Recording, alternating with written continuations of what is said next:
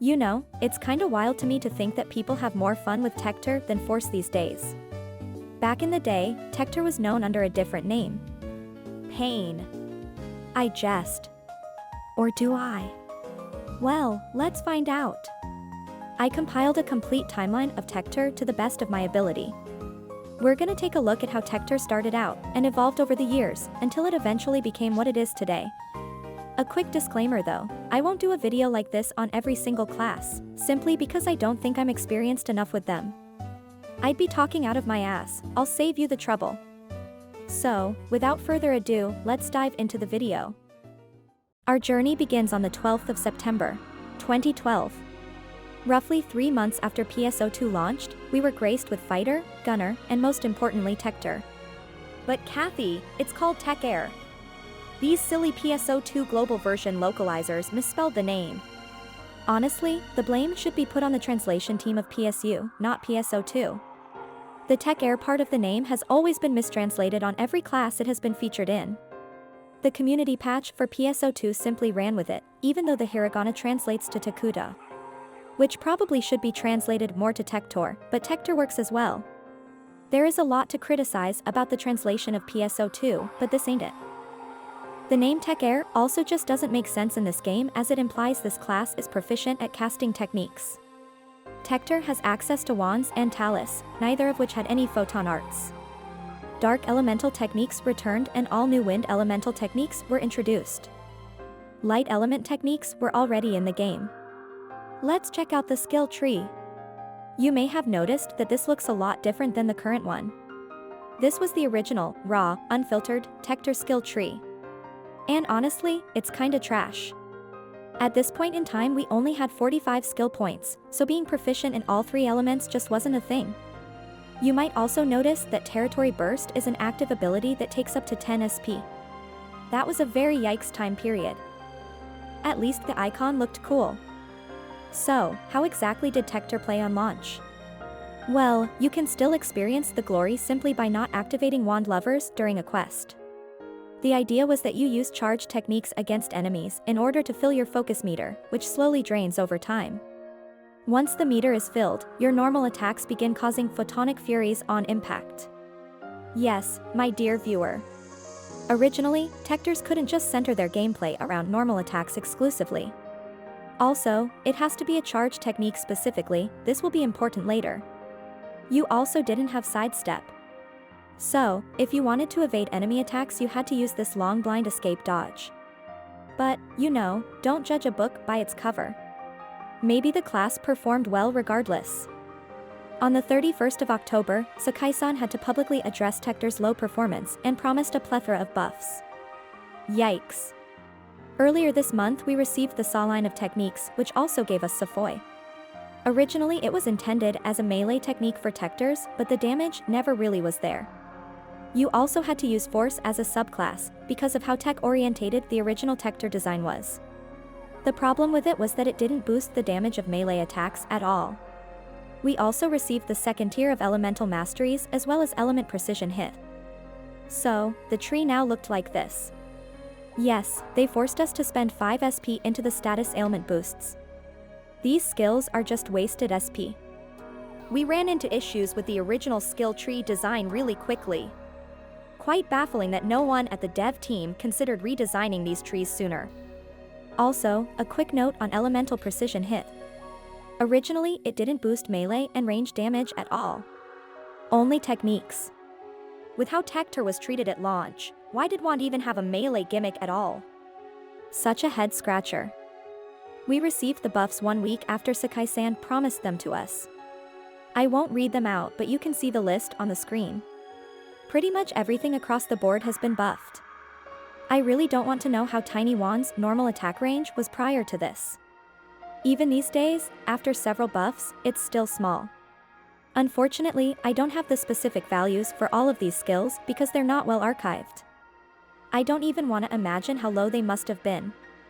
On the 12th of December, the Dark Falls Urgent Quest was released. And with it came a cool wand that never saw the light of day on global servers. That wand's name was Elysian, and it boosted the damage of uncharged techniques by 100%, before being nerfed to 70%. Wait, doesn't Techter need charge techniques to build up the focus gauge? Why is this so backwards? Well, because it was an Episode 1 era weapon. A lot of these were designed to only boost one thing. And by the time this wand became a relatively common drop, around a year later, Techter relied less on charge techniques. Your PP drained like crazy, but at least you had really good burst damage.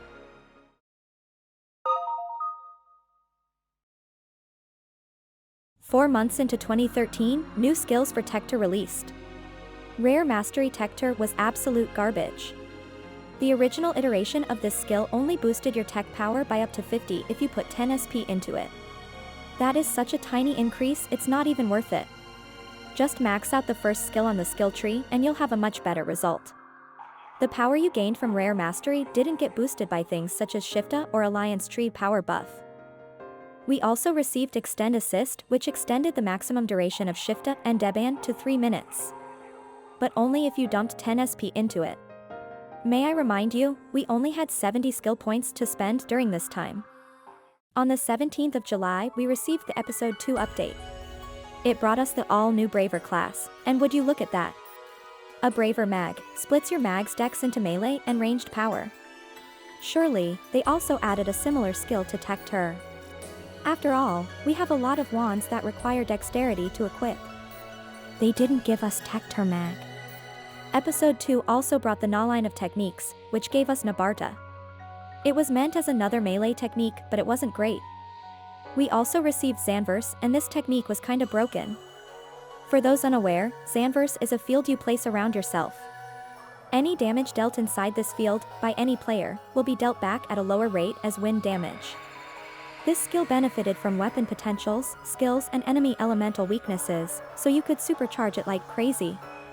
It also helps that new skills were implemented to the Wind Mastery branch of the skill tree. There is the good old Wand Reactor and Wand Lovers. See this right there? This is what nightmares are made out of. I bet most of the veteran players forgot, because this didn't even last a single year, but Wand Lovers for a set period of time kept your focus gauge maxed out. However, it also removed your PP bar entirely. Very intuitive design for a class that uses PP for support. You couldn't use Xanverse and Wand Lovers at the same time. It boggles the mind. This patch also gave us Territory PP save, which is a nice addition. Element Precision hit finally applied to melee and ranged damage. Overall, this patch was an attempt at making Techter not suck at melee combat, but the execution missed the mark. Oh, and about the newly added Namejid technique. SEGA failed to consider that maybe a technique that takes nearly 5 seconds to charge should charge the focus gauge at a higher rate. This was addressed on the 4th of September. A new skill was implemented on the 9th of October, and it was my beloved Super Treatment. Super Treatment gives you, and the person you restore the negative status of, an insane PP recovery buff for a set duration. They also increased the range of anti with this patch, so it was easier for anti to reach somebody. It's not much, but a really good addition to Techter that would cap off 2013 on a slightly positive note.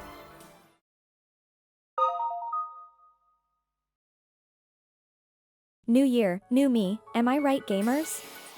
Techter thought the same, as on the 15th of January, SEGA sought to severely improve Wand Lovers. Firstly, the PP penalty was removed. Thank God. Secondly, they added sidestep and sidestep attack. Finally, no more blind escape nonsense. The buff was still temporary, but the duration was extended and they implemented a power buff to normal attacks and photonic furies. At the very least, it was a proper burst damage button now. And you could finally use Xanverse with it. It also helps that Winged Falls spawn were weak to wind. Coincidentally, Hunter subclass began gaining popularity, since you still needed a subclass with advanced sidestep in order to improve invulnerability frames on step. It also helped that Hunter subclass was much stronger than it is today. Because of this, technique customization, which was added on the same day, wasn't as big of a deal for Techter as it was for Force. On the 9th of April, the IL line of techniques was implemented. Wait a minute. Where is Ilzin? Oh, that one was released 2 weeks later for reasons. We also received the skill, Long Time Assist, which only cost 1 skill point. Nice. With this skill it only took one cast of Shifta and Deban to fully charge the 3 minutes of duration. A very nice quality of life improvement. The third episode of PSO2 launched on the 27th of August and released the all-new Bouncer class. Man, this Bouncer mag looks really nice. I bet they also gave Techter its own.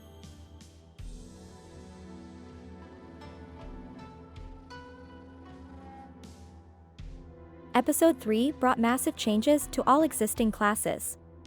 First of all, the skill trees were completely overhauled. Look at that. It starts to resemble the one we know of today. There are no longer any silly prerequisite skills like needing to waste SP into poison detonation to have access to PP conversion. Territory Burst became a passive ability and no longer requires 10 SP to max out. Very good. Extend Assist and Perfect Recovery became default skills. Advanced Resta and Super Treatment also got their max level reduced while retaining their effectiveness. So, this skill tree overhaul not only got rid of some nonsensical prerequisites but also freed up a lot of skill points. Speaking of new skills, we received Shifta Strike and Deban Toughness. Shifta and Deban felt really impactful now. Wand Lovers finally received its infinite duration. Unfortunately, this patch nerfed Hunter subclass a little bit. That didn't matter too much, as both normal attacks and Photonic Furies saw a buff in their strength. The damage buff of Wand Lovers was increased as well. On top of that, perfect attacks now also multiplied the damage of Photonic Furies, so technically that by itself was a 30% buff. We also received an exhausting list of buffs to every single technique. Exact values have unfortunately not been archived. Some techniques had their power distribution corrected. For example, Namejid displayed double potency than what it'd actually use when fully charged, so they fixed that. What they forgot to fix was the Abyssal Namejid crafting recipe, which was still balanced around the idea that it'd only use half the potency. That had to be fixed a month later. It's also worth pointing out that this was the last time certain techniques would receive a buff. These techniques received a Type A0 version at a later date, which completely overhauled their functionality. On the 19th of November, we received a Techter update that lives in infamy. SEGA implemented compound techniques, exclusive to Force and Techter. Well, only one compound to be exact, Zandian. Unfortunately for us, despite SEGA working really hard on making Techter really strong as a melee class, Photonic Furies did not charge the compound gauge. Man. If you ever wanted to make an argument that the devs weren't playing their own game, this was the perfect opportunity to make it. Compounds were meant as something both Force and Techter were able to make use of, but really, only Force benefited from their implementation. To make matters worse, you had to do Clarice's client orders, which specifically asked you to kill enemies via techniques. You couldn't even leech these kills either. There have been a lot of memes floating around throughout PSO2's history regarding Techter's treatment. This is one of the main reasons that's the case. Anyway, on the same day, we also got Reverser Field, a skill that was on a 15-minute cooldown timer, was the only skill with a prerequisite of level 5 tech power, and needed 10 SP to max out, making it effectively a 12 SP investment. And for what? Saving a single moon atomizer per quest? See? This doesn't help. At the very least we got reverse bonus, and Zondeals would no longer be able to be detonated by other players, so the patch wasn't a complete dud for Techters. Still, not the best way to cap off 2014, which started out really strong for us.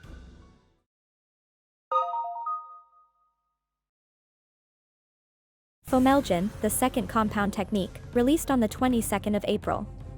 I'm basically mentioning these out of contractual obligation, by the way. Techters really didn't use them. We received the new skill, Wide Support, which further boosted the range of a few supportive techniques, but not all of them. Reverser Field also got buffed. It has a bigger range now, and the cooldown was reduced from 15 to 10 minutes. This barely addressed the issue. On the 15th of August, we received the final compound technique, Baransian. And that's it for episode 3. Not much happened with Techter in 2015. It's kinda a bummer, to be honest.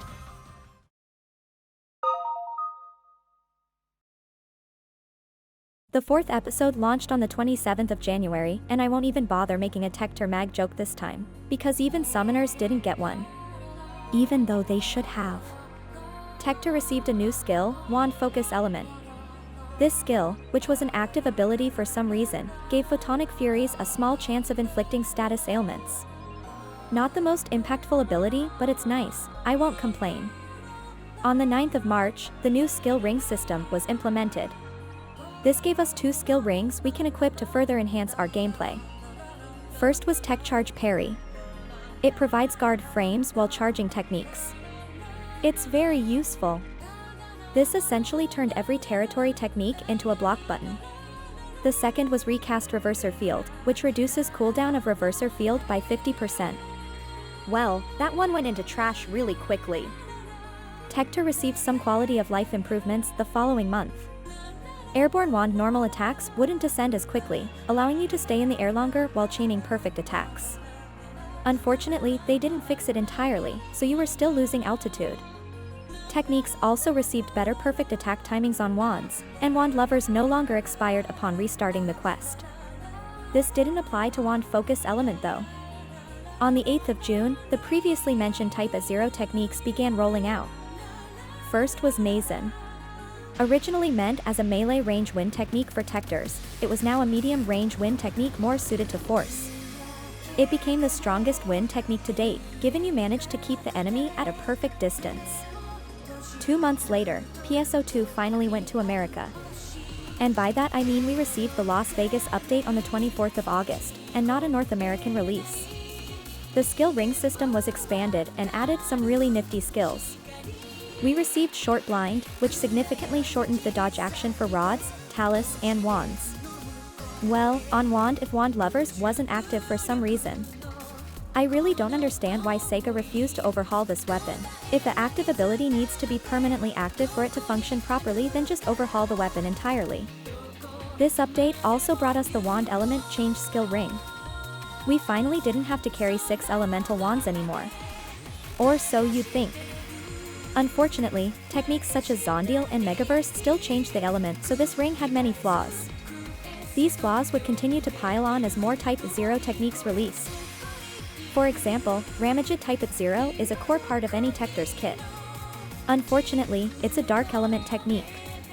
So, in many situations it was more convenient to not equip the skill ring, and just build a wand that matches elemental weakness from the get-go. This is why I don't want things like Ramaged Type 0 to return to NGS as a technique. I'd rather it be a photon art or an inherent function of the wand.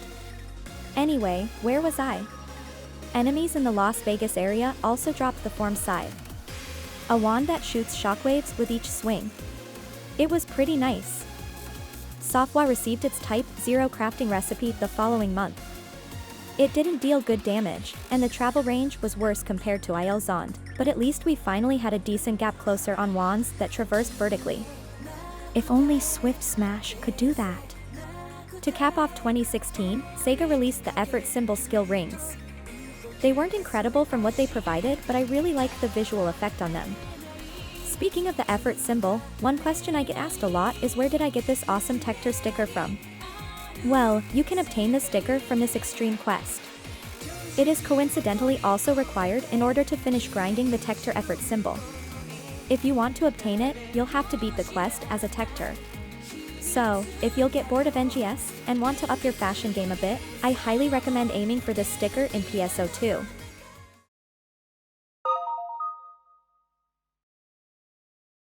On the 8th of March, 2017, SEGA finally realized that wand focus element resetting after retrying a quest was kinda silly, considering they already removed that from wand lovers a year prior.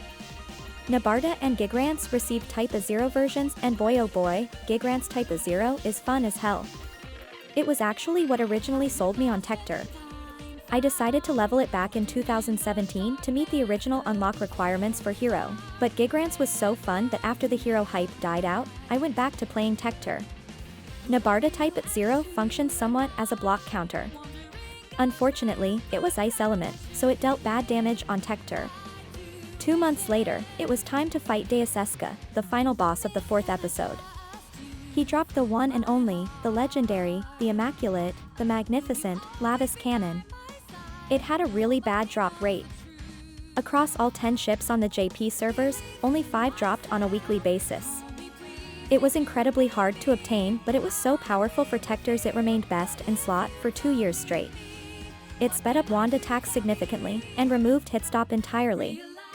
On top of that, every third normal attack performed a shockwave that dealt an incredible amount of damage. Being able to attack faster also allowed you to react to enemy attacks faster, giving you more opportunities to avoid damage via sidestep or Nabarta. I farmed for this wand like crazy back in the day.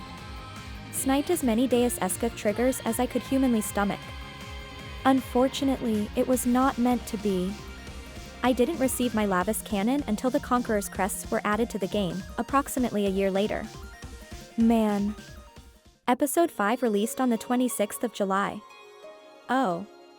Hero Mag doesn't even need dexterity to buff the other stats. Maybe now SEGA will give us an Techter Mag. Why are we still here? Just to suffer? This patch brought a lot of improvements to regular classes. The entire Techter skill tree was shaved off by 52 skill points, and the first skill in each elemental mastery had its potency front-loaded to earlier levels. It was finally possible to have more than a single element per skill tree.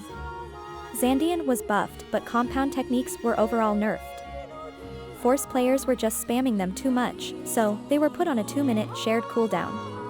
Pretty much every other technique was buffed as well, but for some reason, SEGA also buffed the crafting recipes of these techniques. This essentially required people to recraft their already crafted techniques. Not cool at all. Zanverse was nerfed pretty heavily too, as it no longer benefited from skill tree skills and weapon potentials. Unfortunately, Techter didn't get a buff to its personal damage to compensate for the nerf in Zanverse.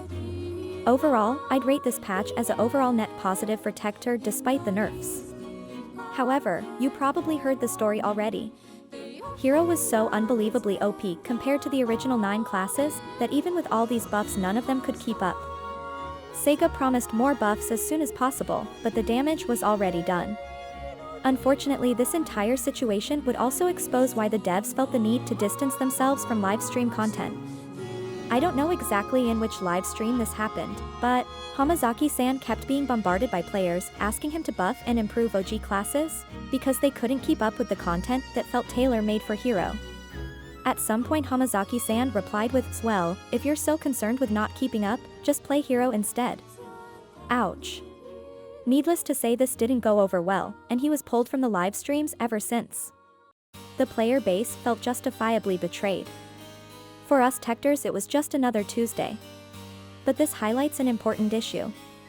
His comment wasn't warranted, but it only happened because he was exposed to people's requests and opinions unfiltered.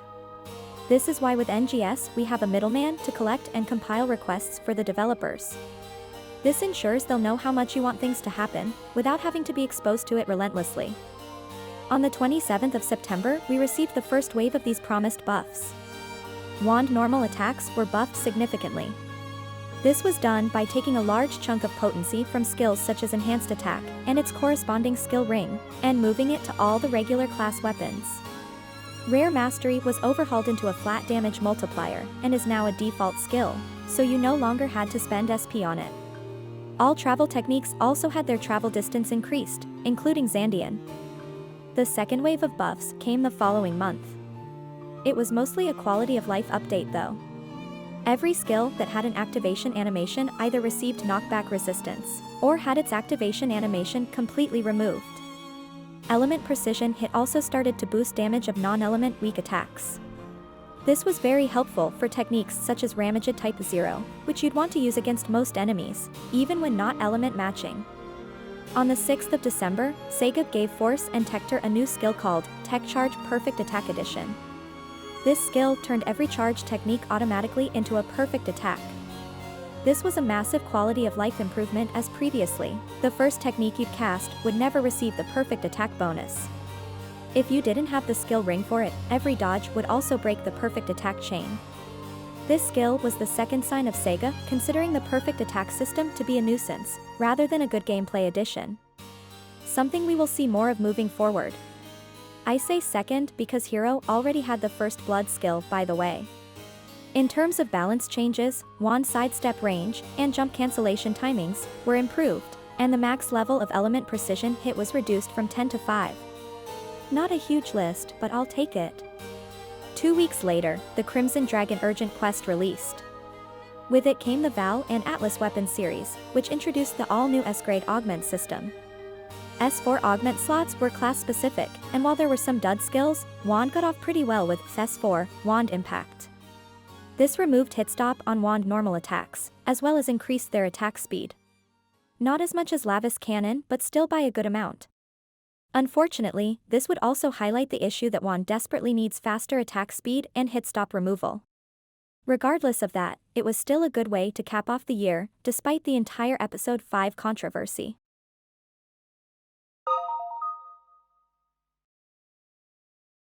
On the 21st of February, we received another huge wave of buffs, in order to make the Crimson Dragon fight a bit more enjoyable.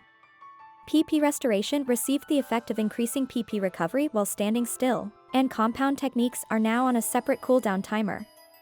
This was mostly a buff to Force though. But Techters didn't go entirely empty-handed, as travel techniques had their speed and range significantly improved. In May, the level cap increased from 80 to 85 for all classes except Hero. Hero was not invited to the party. Each class received a unique skill at level 85 that didn't consume any SP. For Techter it was Party Assist, which allows us to buff up our allies across the entire map.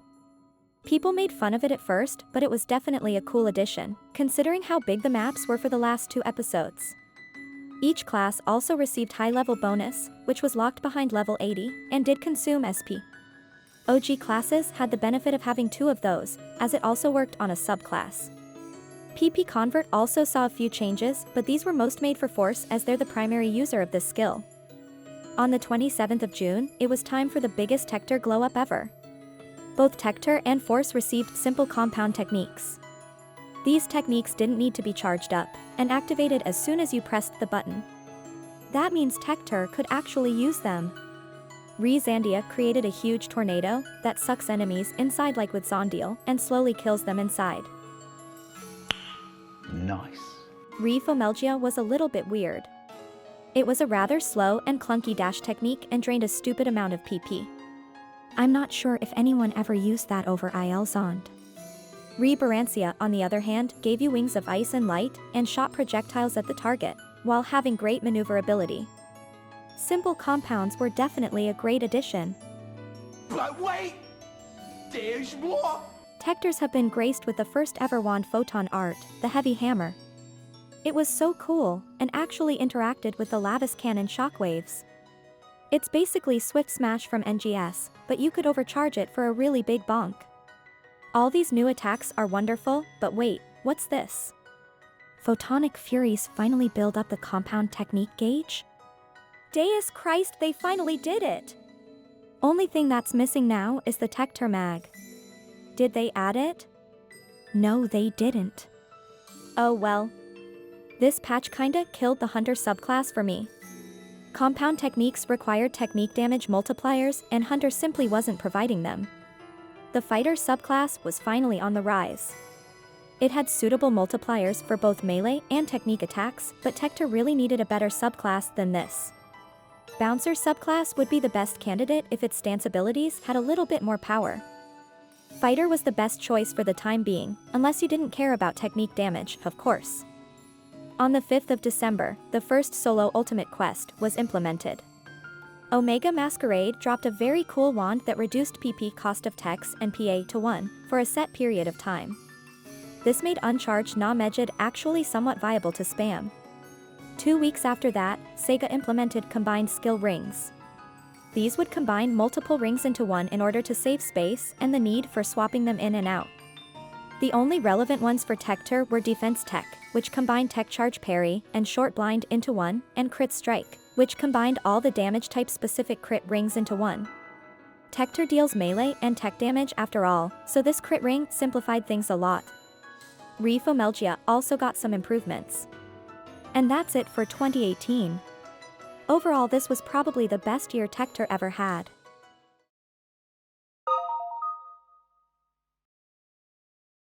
We start off 2019 with something controversial. On the 6th of February, a bug with GI Mejid that existed since episode 1 was finally fixed. I'm gonna be honest, I didn't even know it existed, but Force players apparently were really upset that SEGA fixed this bug. The sixth and final episode of PSO2 launched on the 24th of April. It brought the second Scion class, Phantom. Unlike Hero, you were able to use Phantom as a subclass. I won't even bother asking about Techter mag. It's a dead meme at this point. Holy shit! The subclass is good. Like, really good. Good damage multipliers? Big focus on a high PP and crit damage? Tech short charge and tech sprint charge? Somewhere deep down in my heart, I still love you.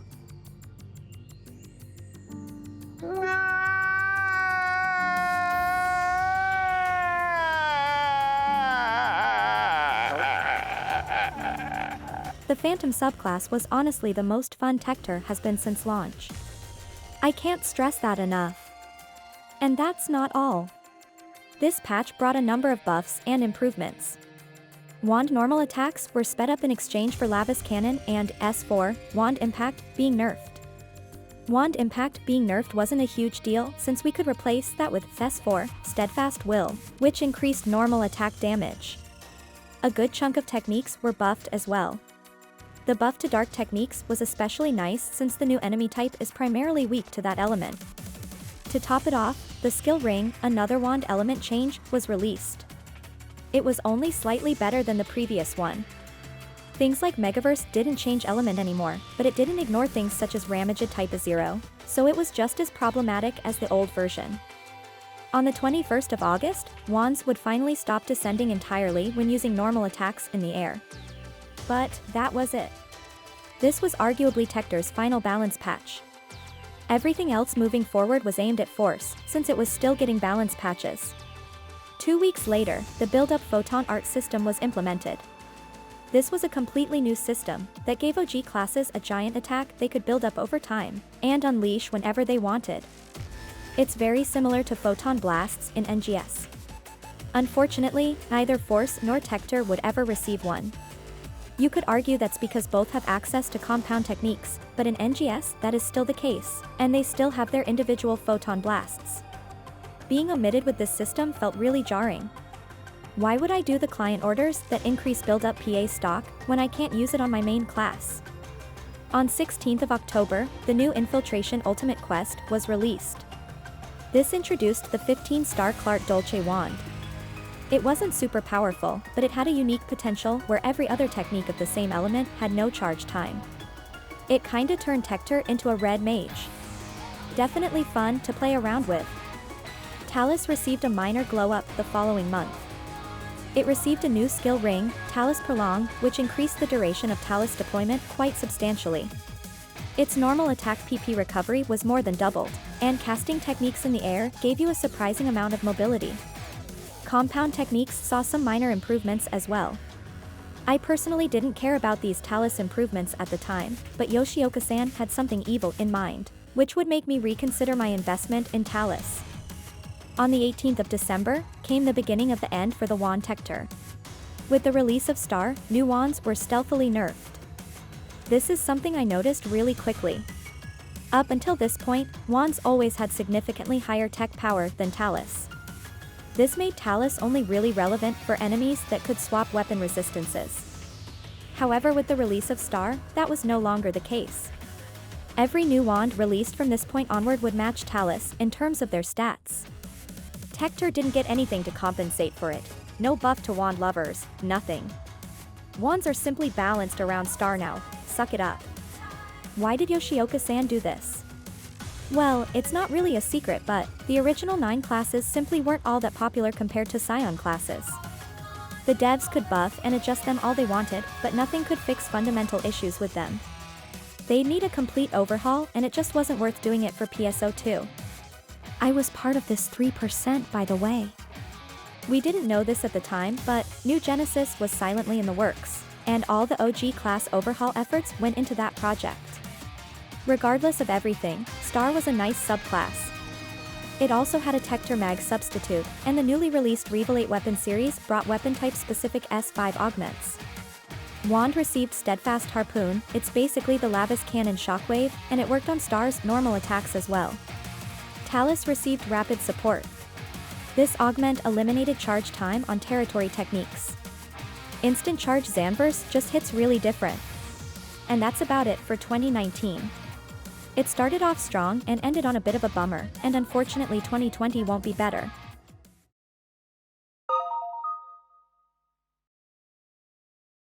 Silence. No balance changes or new additions to Techter for almost the entirety of 2020. Other classes were still enjoying buffs, new exclusive S4 and S5 skills, new build-up PA, and Summoner even got new pets, but Techter wasn't getting anything. Until the 16th of September, when Luster was unleashed. Every Gunblade PA was buffed. The Luster subclass significantly buffed Gunblade damage, in fact, Techter was the second best OG class at wielding Gunblades. Wand and Talus could not keep up. Gunblade was objectively Techter's strongest weapon, and it was incredibly disheartening to witness. And unfortunately, that is it. That's the final thing to happen with Techter regarding PSO2. I described the entire year in a single paragraph. Unlucky. But let's not leave on a negative note, shall we? I didn't mention a few cool wands releasing, so let's catch that up now. Arc Serpent increased our normal attack speed by a significant 15%, and removed the drinking animation for mate items. This was really cool for Star subclass, but it didn't have a S4 or S5 slot, so you unfortunately couldn't make a 15-star version of Lavis Cannon out of it. Promer Super Xena reduced our normal attack speed by 20%, but buffed the damage by 30%. This might look oxymoronic to my previous comment of faster wands giving more dodge opportunities, but this was created for the face tank Techter. During normal attacks you'd receive super armor and 10% damage reduction. The lack of super armor during normal attacks is definitely one of Techter's biggest issues in PSO2, and I always wanted SEGA to implement something like that, but maybe as a skill ring instead of a weapon. This wand unfortunately only had a S1 slot, so it wasn't performing all that great. But that's about it for PSO2. Let's see how Techter evolved in New Genesis.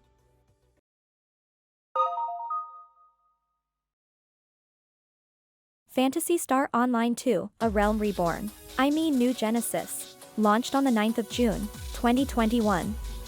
Techter received a complete overhaul and, man, even in this primitive state it was looking really good. Wand focus was entirely removed, and photonic furies were simply a part of every wand action, including photon arts, of which Techter has 2 now. Swift Smash, which is kinda like Heavy Hammer, and Wave Crash, which slams the wand on the ground twice.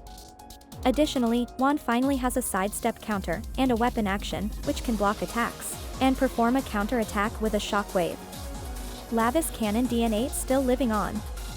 Shifta and Deban were streamlined into a single skill that is now exclusive to Techter, and wand element change is also an intrinsic part of the weapon, executed much better than both of the skill rings from PSO2. Wand Lovers is back to being a temporary buff. It gives normal attacks super armor and guard frames, but it was kinda pointless prior to the release of the Raytem region. Wand Element Revoke also existed, even though it was questionable at first. Overall though, Wand felt a lot nicer to play. But that's not all. Both Wand and Talus had a really cool photon blast. Chef's Kiss. Speaking of Talus, their gameplay has been completely overhauled as well. Talus now use photon arts in order to change between 3 different Talus deployment formations. 1 for single target combat and 2 for AoE. It also has a newly added weapon action, but honestly the weapon felt very mechanically underbaked and monotonous. Techniques were also very cleverly overhauled. Instead of each technique having a useless uncharged version that deals little damage, techniques now behave differently depending on whether you use the uncharged version or not. Wow. Despite certain corners feeling unfinished, Techter gave off a much better first impression.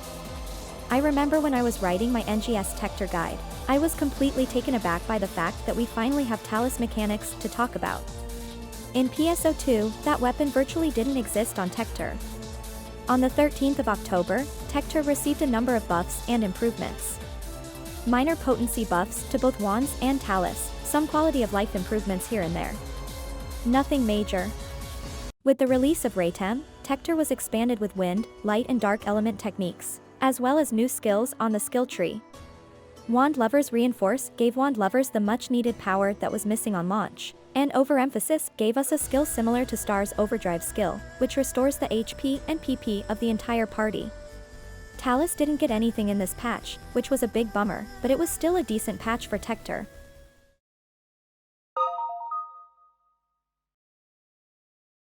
On the 4th of April, Compound Techniques saw a return. The techniques are very different from their PSO2 counterparts, despite sharing the same name. My personal favorite is Fomelgen. This time, Photonic Furies charged up Compound Techniques from the get-go, and since every wand action caused Photonic Furies, it felt like a very organic part of the class. This patch also brought some balance changes. Most notable was Swift Smash, getting its damage increased and power distribution reallocated. Previously this PA was kinda okay. Wave Crash beat it in most circumstances, but now both PA coexisted alongside each other and had their own niche. There was still room for improvement though. The Kvaris region launched on the 6th of June. With it, we received a lot of really game-changing skills. Fire Techniques finally received their elemental gimmick, which was missing for the past year.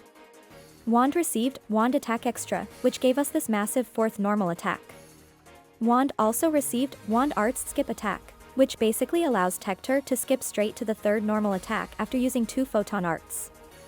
This gave Wands a PP neutral damage rotation, which was really cool. Talus also received some much-needed skills. Talus Bloom after PP gain gave Talus a much-needed improvement to their PP economy.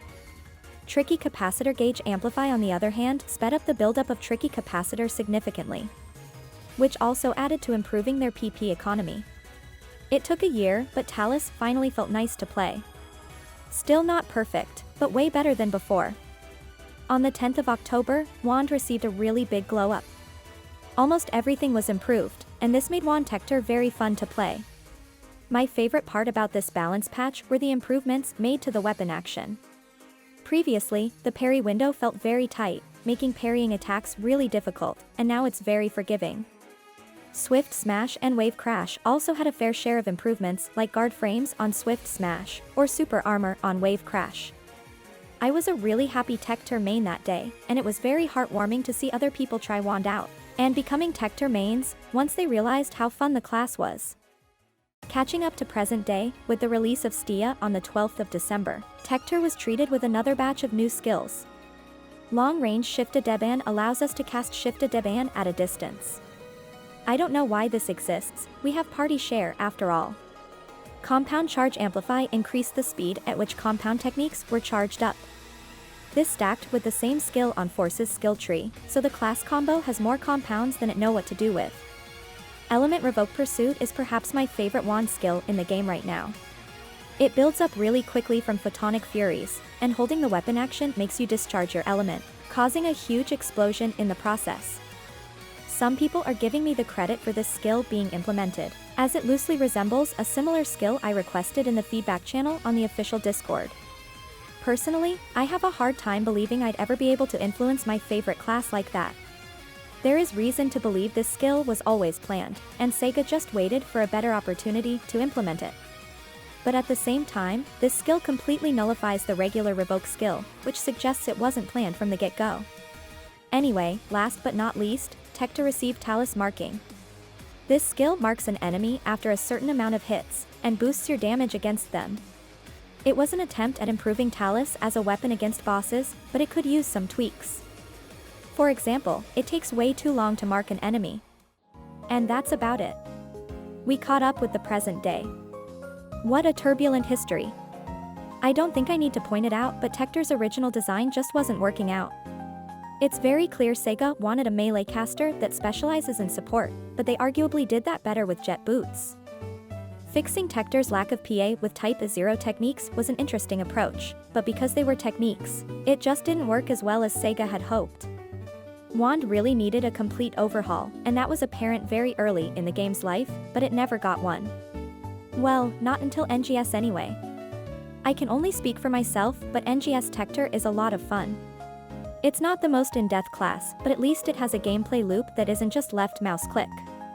And the developers fully embrace Techter as the pseudo-paladin class.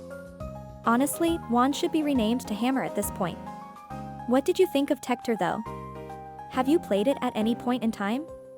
If you enjoyed this video, please leave a like, comment and subscribe to the channel. That way you won't miss out on any of my fantastically awful videos. I hope I'll see you in the next one. Take care!